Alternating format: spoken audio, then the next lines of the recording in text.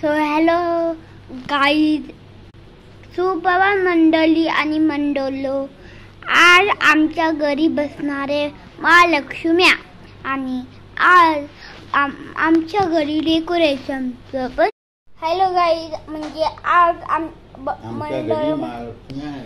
आमच्या घरी महालक्ष्मी माझे आबा बोलताय. बघा हे माझे आबा आहे, कारण की घरी पण डोले मेंबर्स आले. तर म्हणजे तसं की माझी आजी आली. आजी तर पहिल्यापासूनच आहे.